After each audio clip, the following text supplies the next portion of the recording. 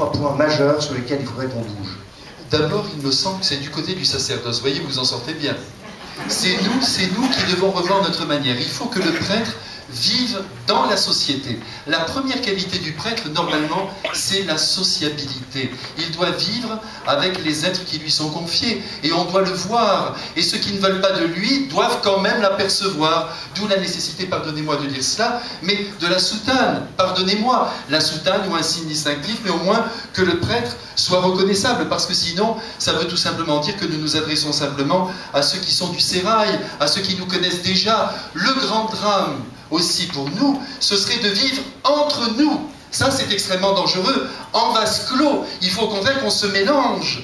Et voyez, dès que vous avez un prêtre ami dans une famille, par exemple, ça change tout. Même s'il y a des choses que vous ne comprenez pas au sein de l'Église, vous avez des gens autour de vous qui vous disent « l'Église ceci, mais non, tu sais, je connais tel prêtre, il est merveilleux. » Tout de suite, ça change tout. Pourquoi? Parce qu'il y a de l'amour, parce que vous connaissez ce prêtre, parce que vous avez une expérience positive à l'égard de telle ou telle paroisse.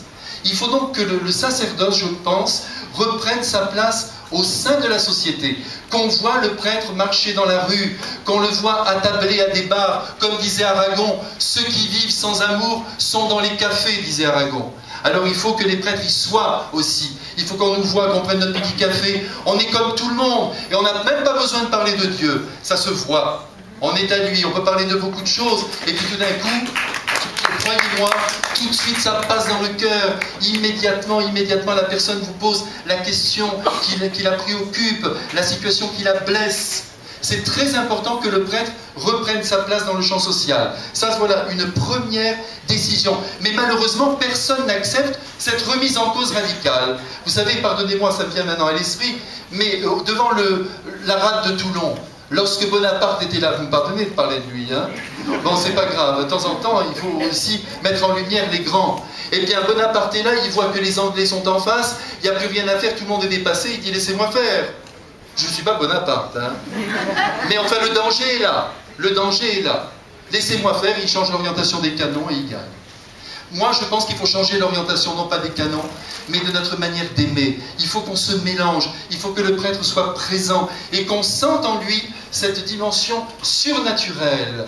C'est-à-dire, le prêtre appartient quand même à un autre monde. Il est dans le monde, mais il est séparé. Il donne les choses de Dieu. Il se tient un tout petit peu au-dessus de la mêlée. Ça ne veut pas dire qu'il ne va pas prendre position, qu'il ne va pas encourager ses fidèles, mais il doit rester un peu au-dessus, même de la petite politique politicienne. Il ne faut surtout pas qu'il descende, sinon il risque d'être emporté dans un flot épouvantable.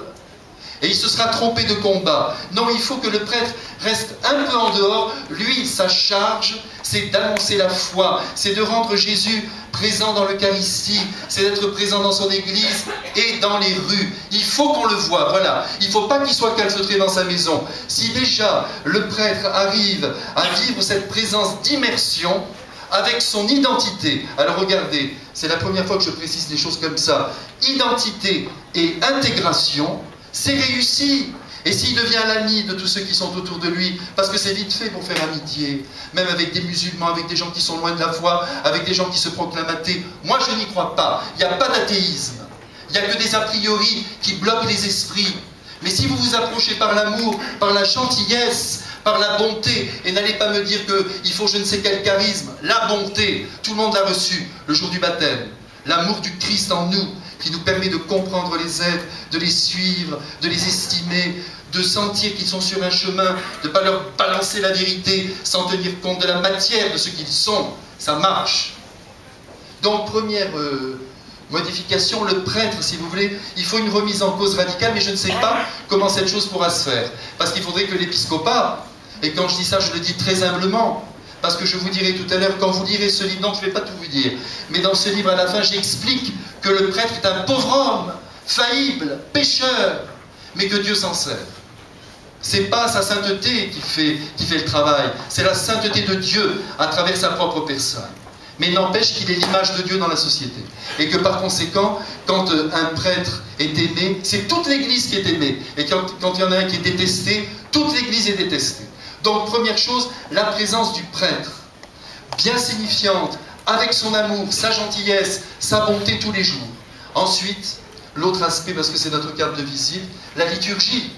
Mais écoutez, la liturgie, c'est extraordinaire, la liturgie. Le Christ qui descend sur l'autel, le Christ lui-même. Vous vous rendez compte comment une majorité de chrétiens catholiques peuvent dire que la messe n'est pas essentielle? Il y a eu là aussi une enquête. Figurez-vous que, je tombais des nues, 50% des catholiques français ne croient pas en la présence de Jésus dans l'Eucharistie. Comment voulez-vous que ça marche? Donc c'est terminé, mais pourquoi ils n'y croient pas? On ne va pas tirer encore une pierre. Jésus nous a dit de jeter la pierre à personne, sinon à nous-mêmes. Pourquoi? Parce que peut-être notre manière de célébrer ne permet pas de comprendre que la deuxième personne de la Très Sainte Trinité descend sur l'autel. Parce que ça manque de hauteur, ça manque de beauté. Chateaubriand disait, il ne faut présenter que ce qui est beau. Et c'est vrai que ce qui est beau, il faudrait que... Tenez, je pense à un mot de Claudel aussi qui me touche beaucoup, je sais que vous l'aimez, Paul Claudel. Il disait, chut, ne faites pas trop de bruit, sinon le temps va recommencer. Et il le disait au sujet de l'amour, c'est vrai, quand vous aimez un être, vous l'étreignez, le temps disparaît, vous êtes dans l'éternité. Eh bien, quand on est à la messe, on devrait être dans l'éternité. On devrait être au ciel, tranquillement, et être porté, transporté, alors que souvent on a des liturgies plates, avec des chansons minables, avec des prises de position, avec des... Hein? Donc non, c'est pas possible. Mais je le dis avec beaucoup d'amour parce que, encore une fois, c'est vraiment pour que nous réussissions davantage à faire aimer Jésus. Mon intention, c'est pas du tout de briser je ne sais quoi. Dans ma propre paroisse, il y a aussi beaucoup de choses qui ne vont pas encore, mais tous les jours je me réveille et tous les jours je dis, comme si je me retrouvais vierge, je repense et j'essaie d'améliorer telle ou telle chose. Mais regardez par exemple au théâtre, je suis sûr que vous aimez le théâtre, mais regardez dans un théâtre, bien sûr on peut faire du théâtre n'importe où, même en plein air. Vous avez un beau théâtre, le théâtre de l'Athénée, ou d'autres théâtres qui me viennent, théâtre du Rond-Point, la salle est magnifique, les fauteuils sont rouges bien sûr, le rideau cramoisi, il se lève, c'est magnifique. Et là nous entrons, et plus personne n'intervient. Eh bien nous, il faudrait que pendant la messe ce soit comme ça, que ce soit magnifique. On est là, on ne bouge pas, on attend, on se recueille, tout à coup le rideau se lève. Parce que la messe c'est un théâtre divin. Et il n'y a personne qui dit, et maintenant prenez à la page 224. Comme s'il y avait, comme si un auteur arrivait pour dire, vous allez voir maintenant l'auteur là-bas, le comédien va sortir. Non, non, non, plus personne ne devrait intervenir, même pas un tout petit mot, même pas soyez les bienvenus. On a le temps de faire ça à la fin au moment des annonces. Mais tout de suite on rentre dans cette action sacrée où Jésus vient vivre son drame au milieu de nous. Et si le prêtre, je le dis en tremblant parce qu'on n'y est jamais, mais si le prêtre habite vraiment le mystère, mais toute son âme, et lui est polarisé par la présence de Dieu, parce que je vous rappelle que le prêtre pendant la messe ne s'occupe pas des fidèles, mais il prie Dieu notre Père. Quand il fait les oraisons, prions, quand il y a le canon de la messe, il parle à Dieu, c'est pour ça qu'il ne doit pas regarder l'assemblée. Eh bien je vous assure que si vraiment on vivait la messe profondément comme ça, sans qu'il y ait d'écran, sans rien, eh bien je vous assure qu'on retrouverait ce goût, ce désir de rencontrer Jésus. Parce que le but de la liturgie, c'est de révéler la splendeur du visage de Jésus. Et ça ne peut pas être possible sans beauté, sans, pardonnez-moi ce terme, mise en scène, parfaite. C'est le plus beau spectacle qui existe, il faut absolument le soigner. Et si tout ça est laissé à l'appréciation de tout le monde, chacun fait comme il peut. Mais c'est beau, mais c'est beau. Il y a Madame Françoise qui chante depuis 25 ans. Faux! Mais elle chante depuis 25 ans, c'est pas grave, c'est Françoise, il faut comprendre Françoise, il faut aimer Françoise. Françoise est si gentille. Non, non, non, non. On dit je t'aime Françoise, désormais tu feras des photocopies. Non mais, qu'est-ce que je vais dire par là? Il faut absolument, absolument... Alors, il faut que notre liturgie soit vraiment de toute beauté. C'est la rencontre de l'âme avec Dieu. Et je vous assure que si nos messes changeaient, et je vous promets que les églises seraient remplies. Donc, deuxième chambardement, puisque vous m'obligez à aller le vivre ici publiquement. C'est une proposition. Alors donc, la place du prêtre, si vous voulez, l'identité du prêtre, et puis quand cette société se sera écrabouillée, parce que ça risque, on ne sait pas où est-ce qu'on va. Il faut qu'on soit là, de l'autre côté, pas du tout noyé avec cette société, pour être sûr, même si nous sommes anachroniques, avec cette blouse de travail, c'est pas grave, le monde saura où aller, tandis que si on est dans la mêlée, on sera englouti avec les autres. Donc la place du prêtre, vous voyez, mais cette place aimante, surnaturelle. Et puis à côté, la liturgie, une liturgie magnifique. Et puis ensuite, alors, évidemment, un accueil inconditionnel des personnes. Alors là, c'est ce que moi j'appelle l'adaptabilité totale. S'adapter aux situations, partir de ce que sont les personnes.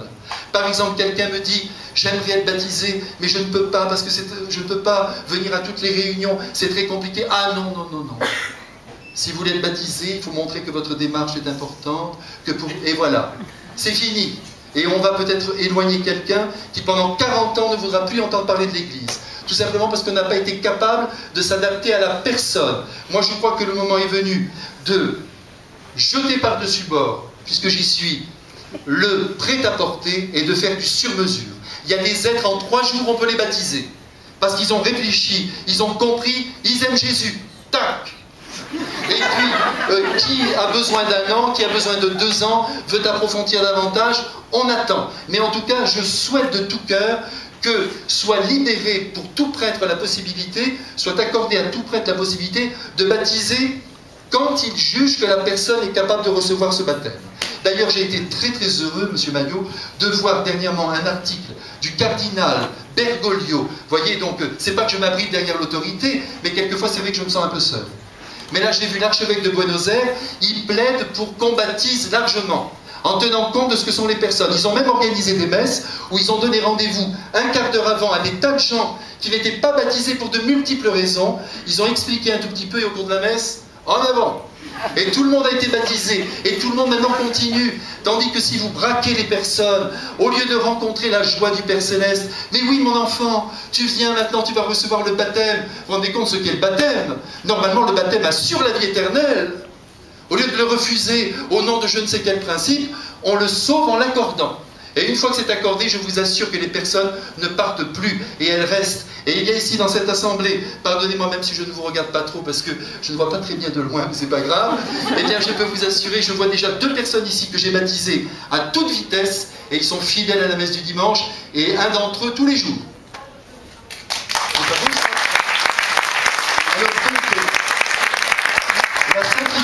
La simplification de notre système. Tout doit être simple. L'autre jour, il y a un garçon atteint du sida. On l'a voulu le faire attendre. Les étapes, il est mort sans baptême.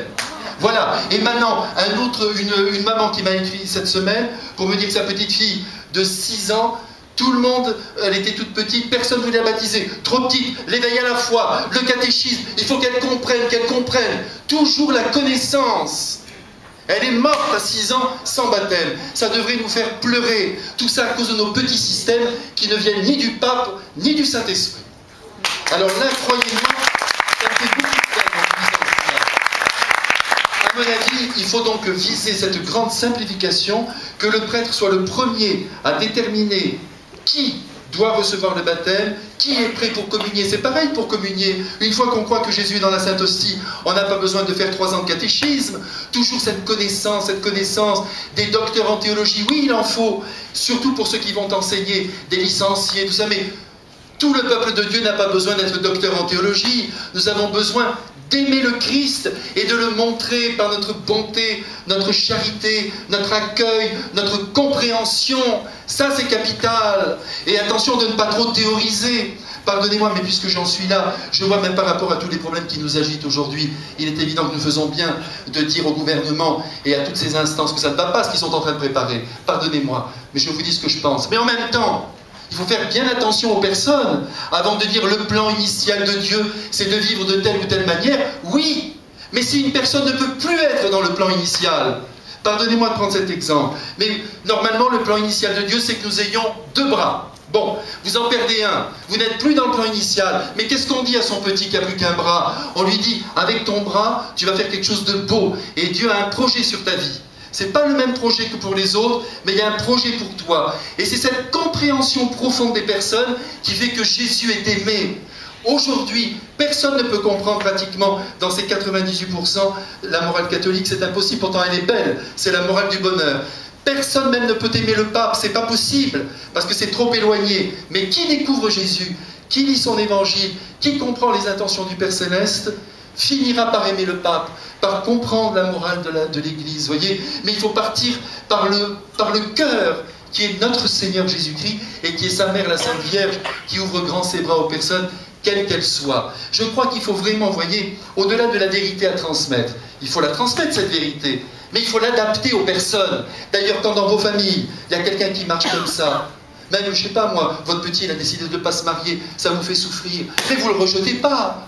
Vous restez avec lui, vous essayez de le comprendre. Et tout d'un coup, vous allez peut-être même trouver une circonstance atténuante. C'est ce que fait la Sainte Vierge avec chacun d'entre nous. Et si nous, toute l'Église, à commencer par les prêtres, nous prenons conscience de ce qu'est la matière humaine et de la difficulté pour chacun, en fonction de ce qu'il est, de faire son chemin, je vous assure que, sans brader la vérité, tout le monde se jettera dans les bras de Jésus.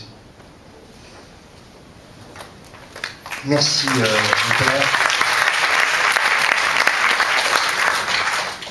Je vous laisse reprendre votre souffle en faisant deux petits commentaires. Vous avez pu entendre que le Père Zanotti, qui est ardent, qui a beaucoup d'émotions quand il parle, a aussi beaucoup d'humour. Et il y en a dans les livres, hein. C'est important à souligner. Et puis, ce que vous avez dit aussi sur l'accueil de ces personnes dont vous parliez, qui étaient des personnes homosexuelles, hein, est très important aussi parce que ça permet de comprendre, me semble-t-il, qu'on peut être embrasé par l'amour de Dieu, être complètement catholique jusqu'au bout des ongles, si je puis me permettre, mais aussi avoir cette compréhension et cet amour pour chacun. Et ça me paraît extrêmement important à souligner. Et alors justement, il y a un mot auquel je pensais en vous écoutant, finalement, qui est le mot de miséricorde, et que vous aimez. Et il y a un sacrement, vous avez parlé du baptême, très important, de l'Eucharistie tout à l'heure, il y a un sacrement qui est extrêmement important, c'est la confession. C'est la confession, et malheureusement, ce sacrement, vous le reconnaîtrez avec moi, mes frères, il est mort. Il y a quelques personnes qui se confessent, disons-le, quand je dis quelques, vous voyez, volontairement, je pousse un tout petit peu, parce que vous savez, très souvent on dit ne généralisez pas, vous savez bien que ça marche quand même là, et quand on a dit ça, on est tranquille. Non, il faut un peu généraliser. Et le sacrement de confession, malheureusement, il est mal en point. Très peu de personnes se confessent, même si tous les jours, moi j'ai ce bonheur d'avoir tous les jours du monde au confessionnal, mais comme d'autres prêtres d'ailleurs. Mais enfin, ça reste quand même peu de personnes qui viennent. La faute à qui? Eh bien là encore, nous devons nous remettre en cause. Si pour aller se confesser, il faut aller frapper à la porte du secrétariat, est-ce que le père est là? On va voir, on l'appelle, allô? Oui, pas maintenant, tout à l'heure, plus tard. Ça ne marche pas. Il faut que le prêtre, on a inventé les confessionnaux, c'est pas pour rien. Même si on peut se parler, moi, dans mon confessionnal là-bas, je vous assure que je prends les êtres même dans mes bras, mais je me tiens dans l'église 3 fois par jour. Tout le monde sait que je suis là. Ça, c'est sûr.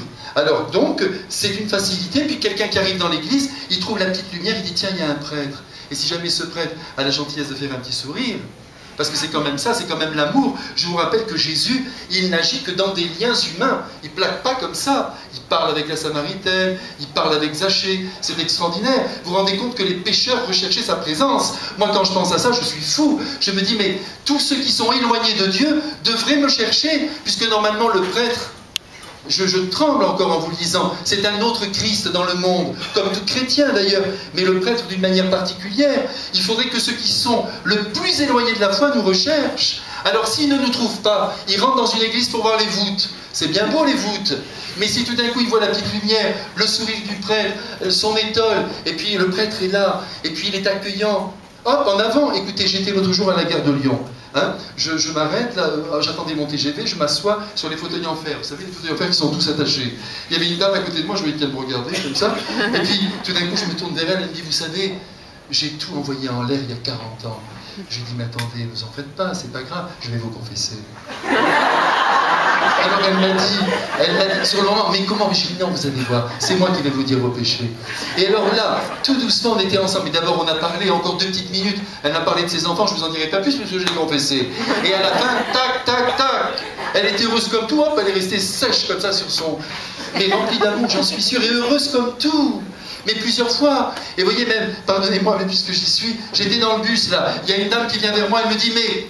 vous portez encore la soutane? Je ne réponds pas. Elle me dit, mais pourquoi? J'ai dit, mais pour vous parler, madame. À ce moment-là, ça a été merveilleux.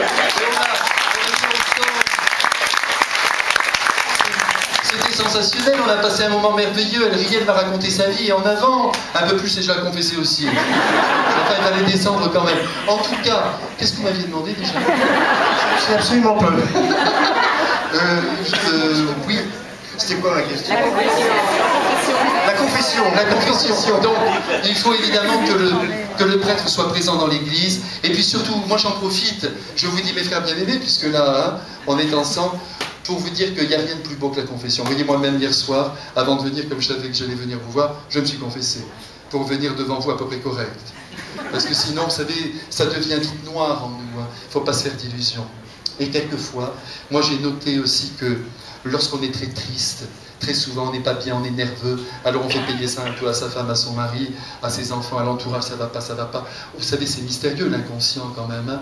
Ça frappe à l'intérieur de nous, mais on ne sait pas d'où ça vient, mais ça vient souvent d'un mécontentement de nous-mêmes, des actes que nous avons posés, même minimes, mais on a été dur avec quelqu'un, ça se grave, ça rentre dans le sac à dos de la vie. Et si de temps en temps on ne le vit pas, la joie ne peut pas reprendre. C'est pourquoi vraiment moi, je vous le dis avec tout mon cœur, plus nous nous confesserons, c'est-à-dire, mais voyez, pas d'une manière maladive, on dit à Jésus, tout notre cœur, combien on veut être avec lui, on sait qu'on va rester des pécheurs. Vous savez que la confession peut être donnée tous les jours, c'est le signe que tous les jours on peut retomber et redire la même chose, c'est pas grave pour Jésus. Ce qui compte, c'est qu'il y ait ce retour dans les bras de Jésus, regarde, regarde, comme je suis pauvre. Et Jésus dit, tu vois, là tu dis que c'est un péché, c'est pas un péché, c'est une misère. Mais là c'est un péché, c'est vrai que tu as été trop sévère, tu t'es pas maîtrisé, tu aurais pu être plus gentil, meilleur. Et à ce moment-là, vous ressortez de là, vous êtes heureux, une petite prière à la Sainte Vierge, et c'est reparti, et vous avez cette joie intérieure. Et si aujourd'hui il y a tant de dépression dans le monde, moi je vous le dis, parce que je rencontre énormément de gens dépressifs, ce sont des êtres extraordinaires. C'est la société qui est malade, c'est pas eux. C'est la société qui est plus capable de comprendre des sensibilités très fortes, des gens qui sont là, qui n'arrivent pas à vivre dans le contexte qu'on leur prépare. Eh bien ces êtres qui sont en grande difficulté, heureusement qu'ils ont la confession. Et malheureusement, ils sont peut-être tombés là-dedans parce qu'ils ne connaissaient pas cette nouveauté que Jésus accorde par son pardon.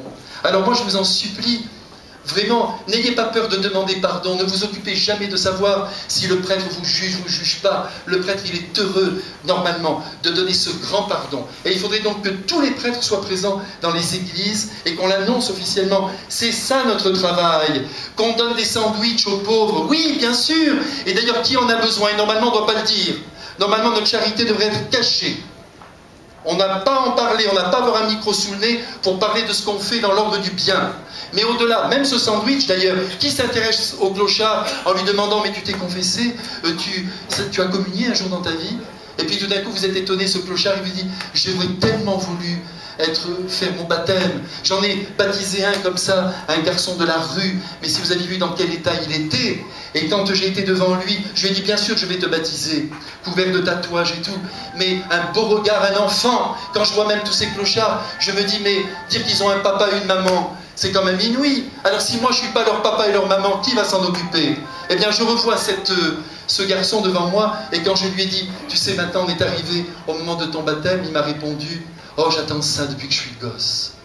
Un gars de la rue, on va lui refuser la grâce du Christ, sous prétexte qu'il n'est pas venu au catéchuménat. En attendant maintenant il est chrétien, et on le retrouvera dans la gloire. Mais pour ceux qui regardent la confession, si nous arrivons à avoir cette paix intérieure, vous savez, mais vraiment de nous dire, on va vraiment demander le pardon de nos fautes, mais humblement comme des hommes, vous savez, Pascal disait toujours, soyez heureux, normalement vos péchés, vous devriez les dire à tout le monde. Le Christ a dit à un homme à la fois.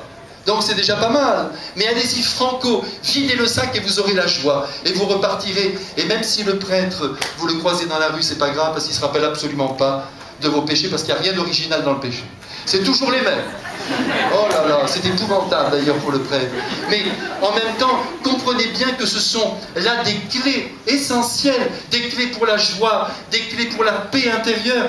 Rien ne vaut davantage que la paix intérieure. Et c'est pourquoi dans ce livre, je n'arrête pas de dire, mais que le prêtre, c'est-à-dire moi, parce que comme je vous l'ai dit, ce livre est pour moi, qu'il soit à son confessionnal, dans l'église, prêt à recevoir ceux qui ont besoin de cette tendresse de Dieu. La messe, alors comme je vous l'ai dit tout à l'heure, avec ce soin, il faut tout repenser là, je vous l'ai dit franchement, sauf quelques lieux, il faut tout repenser, il faut tout revoir, sinon ça va couler. Et la confession, c'est-à-dire la présence du prêtre, qui peut confesser n'importe où. Vous savez, quand on voyait Don Bosco quand même, hein, parce que Don Bosco c'est quand même pas rien, hein, assis sur les trottoirs de Turin, par terre, en train de confesser de pauvres gosses, qui étaient dans un état pire que notre jeunesse, parce que très souvent on ne se rend pas compte. Au XIXe siècle, par exemple en Italie, cette jeunesse qui était arrivée à Turin parce que l'industrialisation commençait, elle était perdue, non catéchisée, analphabète. Il leur demandait parfois, sais-tu lire? Non. Sais-tu écrire? Non. As-tu des parents? Non. Tu sais siffler? Oui. Vous voyez, il essayait toujours de créer quelque chose, et tout de suite, je vais te confesser. Tout de suite, l'âme d'abord, et puis ensuite il s'occupait du reste. Et vous savez avec quel amour. Voyez, moi, je crois qu'il faut qu'on revienne à une diffusion du christianisme extrêmement simple, par l'amour, par la disponibilité, par l'adaptabilité aux situations, par une compréhension très profonde de ce que sont les êtres, dans un regard surnaturel immense, en priant, parce que c'est quand même ça, le cœur de notre affaire. Nous ne sommes que des transmetteurs, les prêtres comme vous d'ailleurs. Hein. Qu'est-ce qu'on est? Si on est dans le Saint-Esprit, eh bien, espérons, on n'y est pas toujours, mais on le lui demande. Et puis d'un coup, il permet des rencontres, parce que tout se fait à travers des rencontres. Et puis vous conduisez une âme vers Jésus, mais c'est formidable. Et là, vous voyez, j'en profite, Monsieur Maillot, je continue. Eh bien, il faut... C'est open bar, si je puis... Eh bien, écoutez, c'est là qu'il faut beaucoup travailler la question du laïcat. Parce que votre rôle est essentiel. Par exemple, le prêtre, il ne peut pas aller partout où vous allez, dans vos milieux professionnels, tout ça c'est absolument impossible. Dans beaucoup d'endroits, le prêtre ne peut pas passer. Mais c'est à vous de passer, et c'est à vous d'amener vos amis, et de les amener jusqu'au prêtre. Tiens, j'ai un ami prêtre, tu vas voir comme il va te comprendre. Oui, et vous tentez. Et non pas simplement d'aider le prêtre dans le temple. Maintenant, on fait du laïc un demi-prêtre.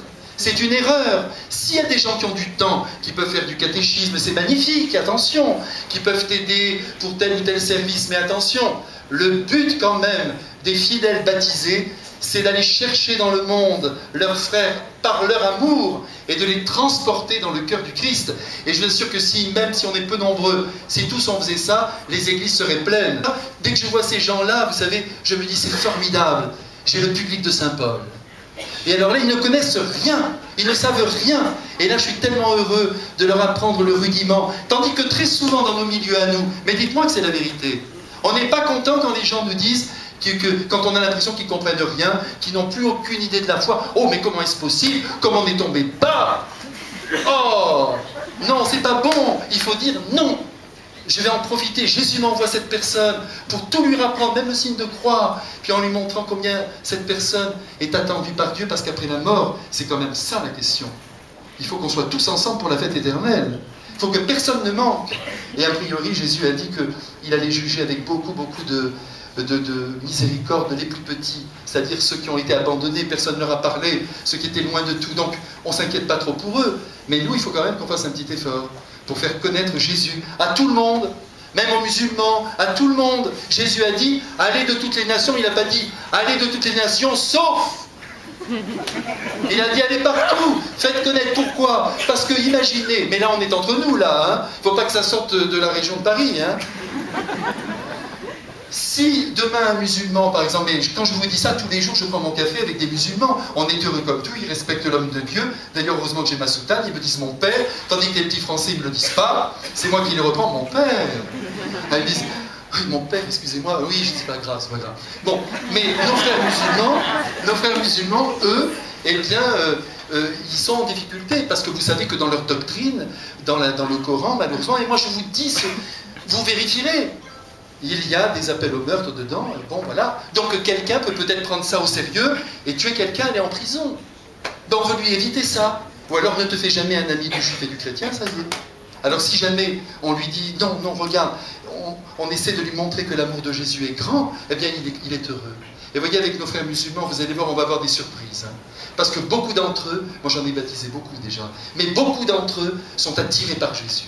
Ce sont des êtres. Vous voyez, ce n'est pas le dialogue théologique qui compte. D'abord, comme je vous le disais, l'amitié. Mais en même temps, ils vivent dans un monde un peu onirique. Vous savez, un monde de rêves. Ils vous racontent souvent leurs rêves. Moi, ils me racontent souvent. Cette nuit, j'ai rêvé ça. Même, j'ai vu le Christ. J'ai vu comme le Christ sur la croix. Vous en faites pas que Jésus, lui, là-haut, il travaille. Il descend dans les rêves. Eh bien, il faut leur parler des miracles, il faut leur parler de Marthe Robin, il faut leur parler de phénomènes surnaturels qui tout de suite touchent leur âme orientale. Même l'autre jour, vous voyez, j'avais un calendrier du pape. Par respect pour un jeune musulman qui était à côté de moi, par respect, vous comprenez, hein, je veux qu'il devienne chrétien. Mais par respect, j'ai caché, j'ai juste laissé un tout petit bout, puis il y avait le, je ne sais plus quel journal. Et à ce moment-là, ce garçon m'a dit, mais je peux regarder? Mais bien sûr. Vas-y, vas-y. Il a pris ce journal. C'était un calendrier. Il y avait toutes ces belles photos du pape en ornement ou même en blanc. C'est notre pape, il est grandiose. Hein. Il n'est pas beaucoup aimé parce que, malheureusement, ça tape fort. Vous avez vu cette semaine dans tous les textes de l'Évangile, la persécution. Mais vous verrez, vous peut-être, moi sans doute pas, mais plus tard, dans 100 ans, il sera sur les autels, quand tout le monde sera mort de tous ceux qui ont raconté n'importe quoi. On a un grand pape, un être qui pense magnifiquement et d'une humilité qu'on pourrait tous lui envier. En tout cas, il a regardé le pape avec cette simplicité que nous lui connaissons bien. Il était émerveillé. Mais parlez-moi de lui, il m'a dit. Parlez-moi de lui. Et c'est par là qu'ils vont toucher le cœur du Christ. Ayons confiance. Mais en tout cas, il faut qu'on évangélise. Mais par la bonté, par le lien, par la compréhension. Mais attention, pour de bon, pas comme une pédagogie. Il faut faire très attention. Si on aime les gens pour les tirer, ça ne marchera pas. Jésus veut que ce soit sincère. J'aime cette personne. Je veux que cette personne découvre l'amour de Jésus. Mais je l'aime, elle, parce que Jésus l'aime. Je ne l'aime pas parce qu'il y a Dieu en elle. Parce que ça ne serait pas vraiment l'aimer. Je l'aime parce que Dieu l'a voulu, Dieu l'a créé, Dieu la veut dans son ciel. Donc je l'aime vraiment. Et s'il perçoit cet amour, c'est fini.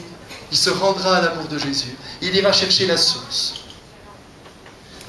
Merci mon Père. Je me rends compte qu'il est déjà un peu tard, qu'on ne va pas pouvoir, je pense, faire des allers-retours de questions-réponses. Vous êtes trop nombreux et vous êtes très nombreux à vouloir faire signer votre livre maintenant. Ce que je vous propose, c'est peut-être votre petit mot de la fin, si vous avez envie, et puis qu'ensuite, chacun puisse venir vous voir pour faire dédicacer son livre. Alors, vous pouvez acheter les livres, évidemment, vous n'allez pas pouvoir passer tous en même temps, donc n'hésitez pas à aller dès maintenant aux caisses, revenir faire signer les livres. Ça va prendre un peu de temps, avec ce que nous a dit le Père Michel Marie, on va faire ça dans la bonne humeur. Hein, personne ne va râler, on va être tous contents. Mais si vous voulez dire peut-être une dernière petite phrase, vous pouvez. Oui. Alors écoutez un dernier mot, parce que quand même je suis venu de Marseille. Hein. Il faut quand même qu'on ait le temps quand même de se parler. Ça allait tellement vite. Hein. 1 heure 3 quarts d'heure. Alors écoutez, non, je voulais juste vous dire ceci, la dernière petite chose. Mais c'est pas pour terminer, je vous le dis parce que c'est mon petit secret. Je voudrais vraiment que nous comprenions à quel point la Sainte Vierge est importante dans notre vie. Et que si on vit avec Marie, mais au jour le jour, vous voyez, pas simplement prier, alors on est devant Marie, on l'a pris, elle nous conduit, pas trop de théorisation. C'est notre mère. Elle est avec nous. Et vous savez l'immense amour qu'elle a pour tous les enfants de la terre, qu'ils soient chrétiens ou non, puisque c'est la mère universelle, la mère de toute l'humanité. Mais c'est vrai que c'est quand même le grand secret. Si on est avec elle, on est dans le Saint-Esprit qui vit pleinement en elle. Et à ce moment-là, on sait comment on doit vivre, ce qu'on doit faire, même les imprudences qu'on doit vivre. Parce que je vous rappelle que l'imprudence, c'est la qualité des saints. C'est-à-dire qu'on sort un peu des clous, on va plus loin, on sort un peu des schémas, on ne vit que pour l'amour, et ça c'est Marie. Marie qui nous comprend tellement. Regardez comme le ciel est silencieux finalement envers nous. Quelquefois ils ont une patience infinie pour nos chemins que nous appelons de traverse, mais qui sont des chemins par lesquels il faut passer pour les rejoindre. Alors, moi, je vous le dis bien simplement, c'est un peu mon petit secret, hein. Vous faites comme vous voulez, bien sûr, puisqu'il n'y a rien de plus précieux que la liberté humaine. Mais avec Marie, si vous, au lieu de vous parler à vous-même en marchant, vous savez, où tu sais, chacun fait comme il le sent, je suis avec vous, je vous aime, regardez ce qui m'arrive en ce moment, eh bien, vous allez voir comment votre vie sera totalement transformée. Être avec elle. Est-ce que vous accepteriez, quelle que soit votre foi, maintenant, de dire « Un je vous salue Marie » pour toute la France, et puis puisqu'on y est pour le monde entier, hein, pour le monde entier, que tout le monde soit dans les bras de Marie. Vous me permettez, monsieur Magnot? Tous ensemble, hein, tous ensemble, restez assis comme ça, bougez pas, on fait une belle prière, mais voyez, là encore, très souvent on dit « On va prier pour vous ». Alors, nous allons prier pour ça, mais non, prions. Nous allons prier, maintenant nous allons... Non, prions. Alors maintenant, regardez, la Sainte Vierge, elle est là, avec nous. Et ce petit enfant qui pleure aussi nous rappelle qu'elle a été une bonne maman. Elle est là avec nous. On ne la voit pas, mais elle est dans l'univers de Dieu. C'est sûr. Et maintenant, on va la prier. C'est vous, Vierge Marie. Vous êtes là avec nous. Je vous dis merci pour cette belle petite soirée. Je vous présente tous vos enfants qui sont là, que j'aime en vous. Je vous salue, Marie, pleine de grâce, le Seigneur est avec vous. Vous êtes bénie entre toutes les femmes, et Jésus, le fruit de vos entrailles, est béni. Sainte Marie, Mère de Dieu, priez pour nous pauvres pécheurs, maintenant et à l'heure de notre mort. Et puisque j'y suis, je vous bénis tous, au nom du Père, et du Fils, et du Saint-Esprit. Amen. Un grand merci.